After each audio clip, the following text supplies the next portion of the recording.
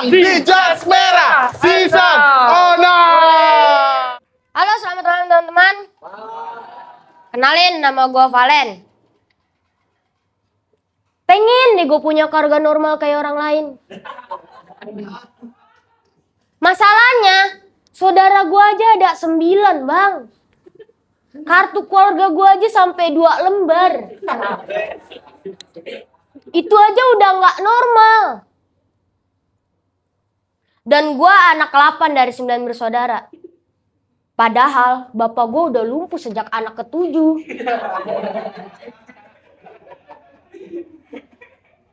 Kok bisa kesehatan kacau tapi burung tetap kicau? Kicau. Tapi sekarang bapak gue udah meninggal, bang. Gara-gara itu gue sering dikatain yatim. Gue tuh paling gak bisa balesinan kayak gitu. Bawaannya gue tuh pengen main fisik. Pernah bang, gue dikatain yatim, saking keselnya gue jambak rambutnya sambil juggling bola. Lah, yang dijambak palanya. Karena bapak gue udah meninggal, otomatis mak gue jadi tulang punggung keluarga. Buat cari duit, mak gue jualan sayur di sekitar rumah. Bayangin bang, saudara gue udah ada 9, sekarang ditambah sayur. Apa nggak sempit itu rumah, bang? Pernah bang, gue tidur, sebelah kanan gue kakak kelima, sebelah kiri gue ubi bopeng. Pengen rasanya gue kasih krim malam tuh ubi, biar mulus bodinya. Karena bapak gue udah meninggal dan mak gue fokus jualan sayur, otomatis gue ini jadi anak yang gak keurus. Akhirnya mak gue lebih memilih nitipin gue sehari-hari di daycare alias panti asuhan. Pertama kali gue masuk panti asuhan gue takut bang. Karena gue ditinggal mak gue. Karena moto panti ini semua anak berharga. Bukan apa-apa. Gue masih kecil bang, organ gue semuanya masih fresh.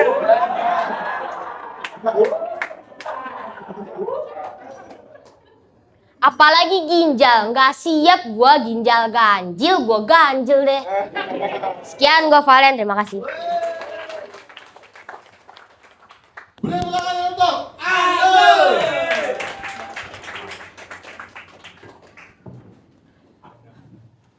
Selamat malam semua. Kenalin, nama aku Ana. Dan aku lagi sedih teman-teman karena gak bisa kumpul bareng satu keluarga. Alasannya karena Alasannya karena papa aku udah meninggal dunia. Dan mama aku meninggalkan anak-anaknya. Bukan karena jahat teman-teman. Gaya parentingnya aja yang kebarat-baratan. Dan mama aku nikah lagi teman-teman. Aku sebenarnya gak ada masalah gitu sama sekali sama pernikahannya gitu. Tapi masalahnya mama aku nikah sama dukun gitu. Iya gitu. Yang tadinya harapan aku setelah mama nikah lagi ekonomi kita membaik, malah rumah kita jadi angker teman-teman. Kalian tahu kan ornamen-ornamen mistis gitu. Kayak keris, dupa gitu. Ki Joko Bodo, ini Ki Joko Bodo ngapain di sini sih? Jangan-jangan mama aku poliandri ya teman-teman ya. Dan itu tuh, papa aku tuh masalahnya dulu PNS gitu teman-teman. Kok bisa gitu mama mau milih nikah sama dukun? Akhirnya aku marah ke mama, mah kenapa sih milih nikah sama dukun gitu? Kan papa dulu PNS gitu. Mama aku jawab, marah balik teman-teman. Iya emang papa kamu PNS, tapi kan yang ini ngebantuin orang-orang jadi PNS gitu. Dan FYI teman-teman, papa aku itu punya bisnis ya, jualan oleh-oleh haji. Maksud aku tuh, ya mereka sama-sama jualan air sih. Tapi kan yang satu air zam-zam, yang satu air mawar gitu. Dan karena masih kesel gitu, aku tanya ke mama, mah emang gak ada calon yang lain apa yang lebih benar gitu. Mama jawab, ada sih yang satunya pengangguran, yang satunya tukang marka jalan. Pantas pilih dukun ya kan? Pengangguran jelas, gak punya pendapatan gitu. Tukang marka jalan teman-teman. Kerjaannya cuma nungguin aspal pucet. Dan sampai sekarang tuh aku bingung gitu. mau panggil suami baru mamaku ini apa gitu. Karena kalau aku memanggil papa gitu, kita nggak deket. Aku mau panggil om, kayak terlalu keren gitu. Akhirnya ya udah aku panggil mbah. Aku kebayang gitu kan, waktu mereka pertama PDKT, si mbah ini pegang tangan mama aku, ngeliat garis tangan mama sambil baca garis tangannya gitu. Kamu suka nyuci piring pakai Sunlight ya? Dan teman-teman, sampai sekarang itu ya, buat yang belum tahu gitu, mama aku itu masih nerima pensiunan dari almarhum papaku, sorry. Dan yang bikin aku kesel adalah duitnya ngalir ke suami barunya juga. Iya. Masalahnya ya teman-teman ya, maksudnya kayak memang gitu ya, papa aku itu tugasnya adalah menafkahi keluarga gitu. Tapi nggak keluarga barunya mamaku juga gitu. Emang bangsat si Derry. Makasih. Langsung saja, beri tepuk tangan menantu Ilham.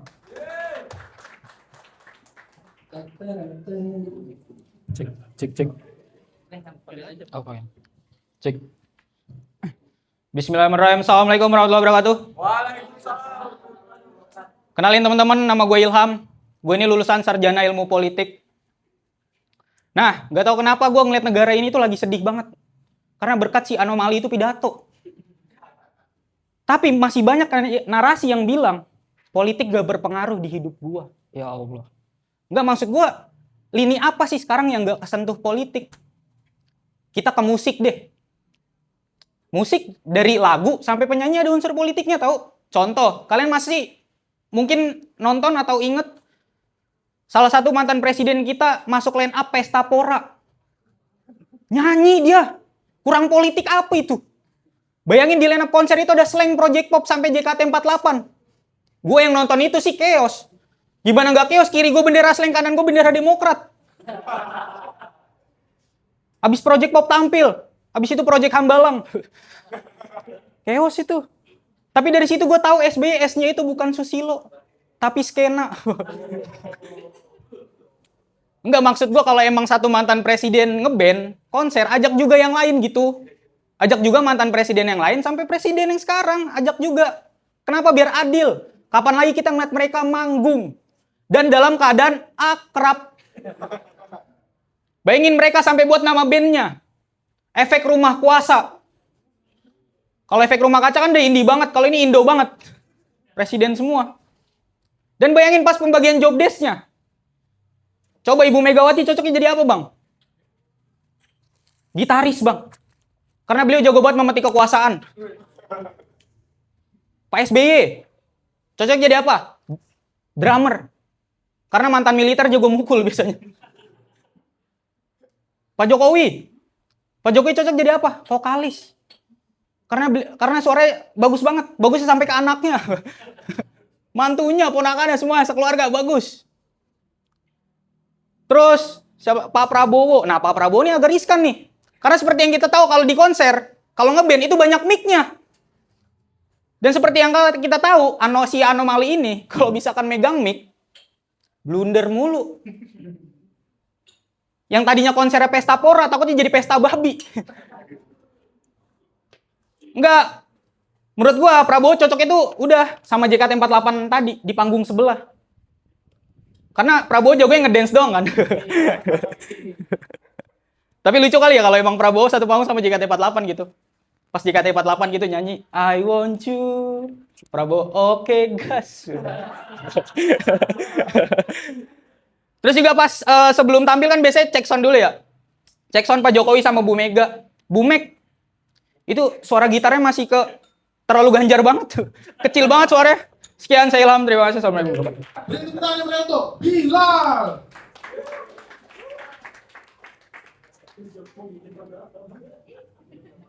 Selamat malam teman-teman. Perkenalkan, nama saya Bilal. Menurutku semua orang itu punya passionnya masing-masing. Dan gak tahu kenapa aku ngerasa passionku jadi babu. Karena gak tahu kenapa dari kecil aku tuh suka banget disuruh. Sumpah suka banget. Makanya aku tuh kalau misalkan ada yang nyuruh gak pernah aku tolak. Bahkan kalau gak ada nyuruh aku tawarin. Kok bisa nongkrong gak nyuruh? Aku tuh sekarang udah ada di fase candu, disuruh-suruh tuh. Candu banget, seneng banget aku. Aku sudah di fase kalau misalkan nongkrong gak ada yang nyuruh, pulang-pulang kepikiran. Ya Allah, kenapa? Aku tadi apa salahku? Apa aku kurang babu? Apa badanku bau anjing? Kepikiran aku. Sepengen itu aku disuruh. Bahkan aku waktu itu pernah diajak enak sama abang-abangan Jaksel. Diajak enak nih, aku gak enak nyebut namanya. Jadi waktu itu Bang Firza ngajak pijet plus di Delta.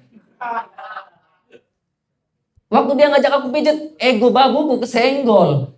Aku gak terima dia nyuruh orang lain. Kan aku juga bisa mijet, maksudku daripada nyuruh orang lain, mending nyuruh aku ya kan. Jadi aku bilang sama dia, Bang, gak usah lah kesana, biar aku aja yang mijet. Gitu. Terus dibilang sama dia, enggak, bukan pijet itu yang aku maksud. Gue pengen dipijet sama orang yang pakai kebaya yang mantep, kata dia. Lah, Bang, aku juga punya kebaya. Aku juga mau pakai kebaya buat abang. Aku juga kalau pakai kebaya mantep. Abang pijak kalau nyuruh, nyepong juga sepong itu. Asal disuruh sih mau aku. Aku tuh udah gak milih-milih suruhan lagi bang. Udah gak milih suruhan, mau aja aku.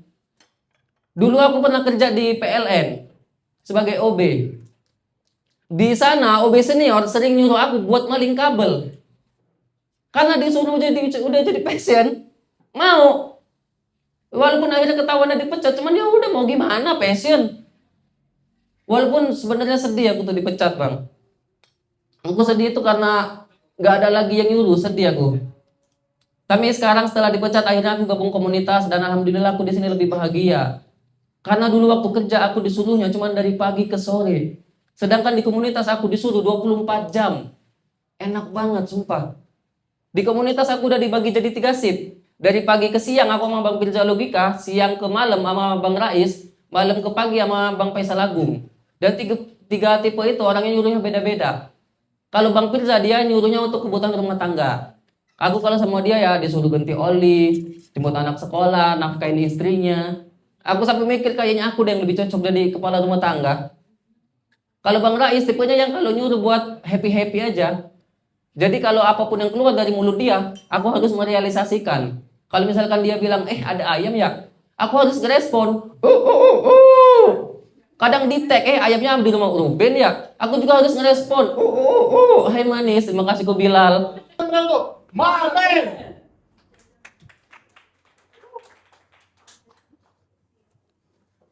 Assalamualaikum warahmatullahi wabarakatuh. Selamat malam Pak Sarbini. Gokil. Nama saya Mamen, saya seorang guru ngaji, Bang.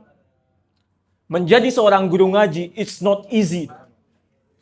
Pekerjaannya Masya Allah mulia. Gajinya astagfirullah. Iya. Gaji saya cuma 400.000 satu bulan. DPN Max aja 500. Dan saya sudah survei teman-teman di seluruh Indonesia. Kenapa ya? Di setiap tempat ngaji selalu ada aja murid yang nunggak bayar ngaji. Dan kalau misalnya udah nunggak, dia pindah tempat ngaji.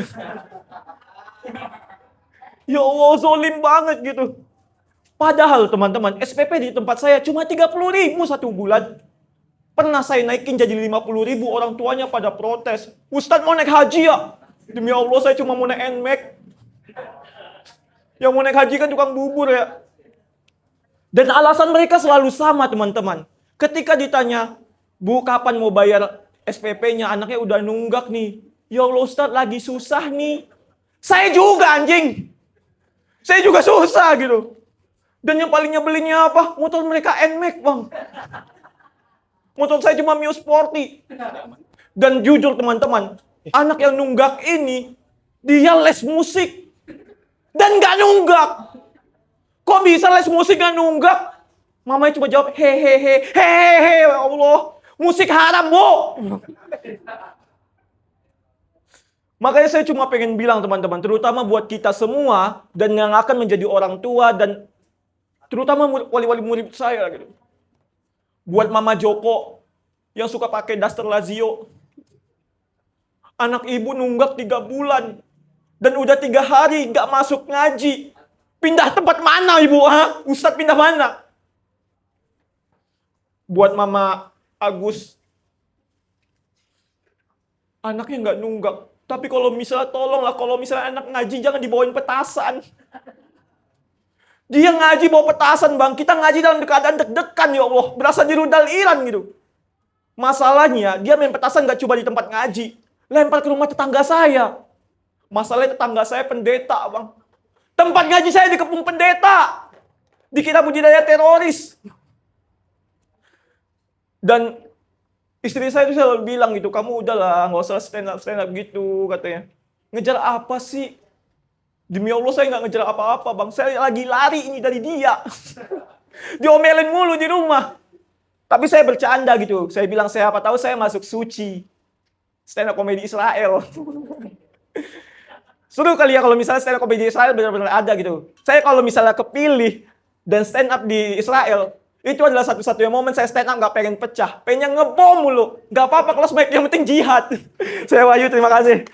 Dia orang aneh. Beri tepuk tangan mereka untuk Pam si aneh. Yeay. Selamat malam teman-teman. Nalin gue Pam. Gue tuh lagi merasa selalu dikalahin sama ekspektasi gue sendiri.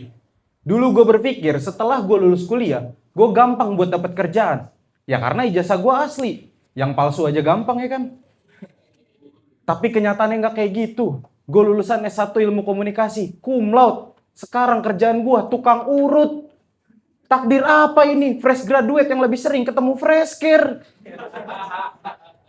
Dulu gue belajar jenis-jenis komunikasi, sekarang gue lebih paham jenis-jenis minyak. Minyak kayu putih hangat, zaitun licin, GPU, Yahut.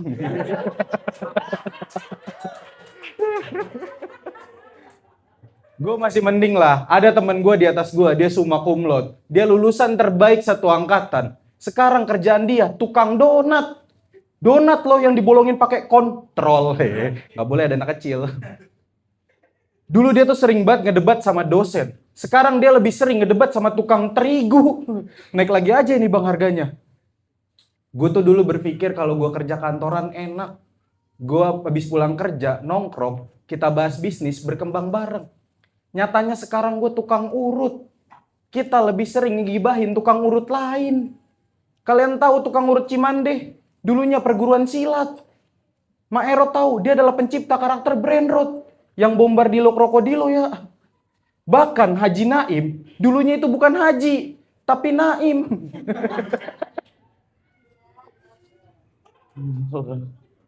Gue buka jasa gue di Instagram teman-teman.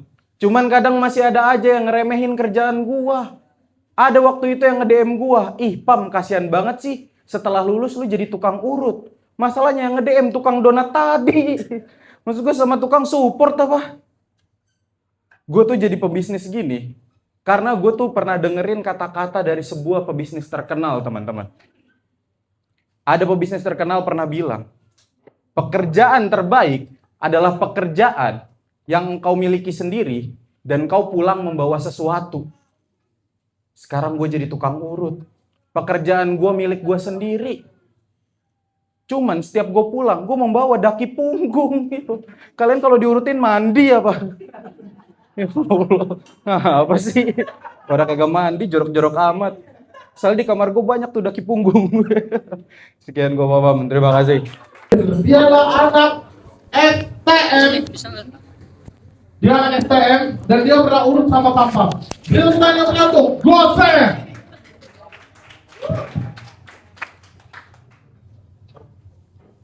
Semalam ada kejadian aneh.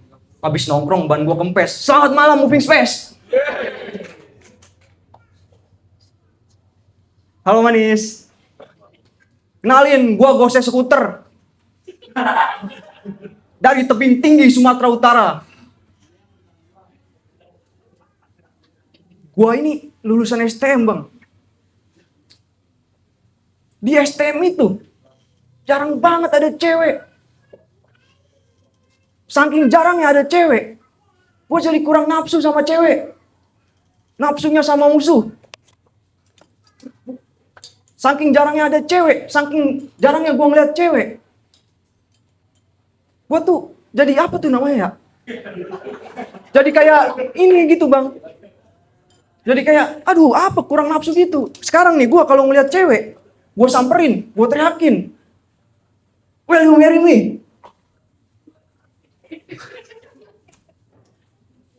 Gue itu cita-cita gue pengen jadi PNS.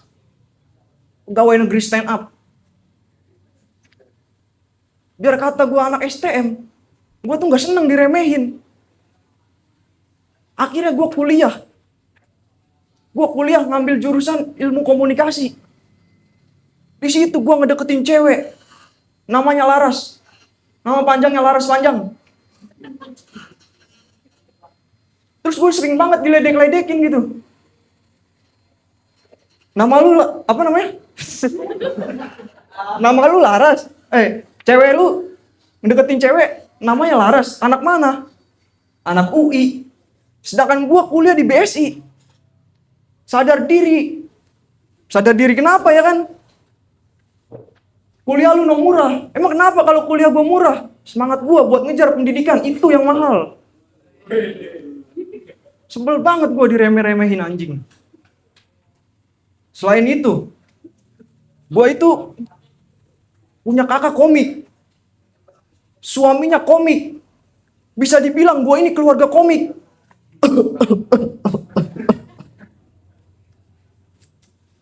Gose, selamat malam.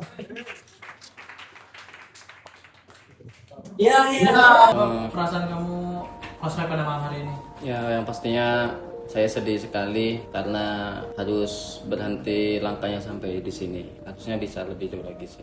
Sangat sedih ya, karena menurut gua perjuangan ini berakhir. Apa pesan buat teman-teman yang masih lolos? Semangat, terus kejar terus sampai akhir.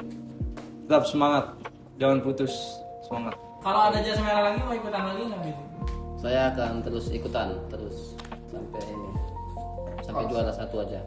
Ikut, kalau juara ngapain ikut lagi?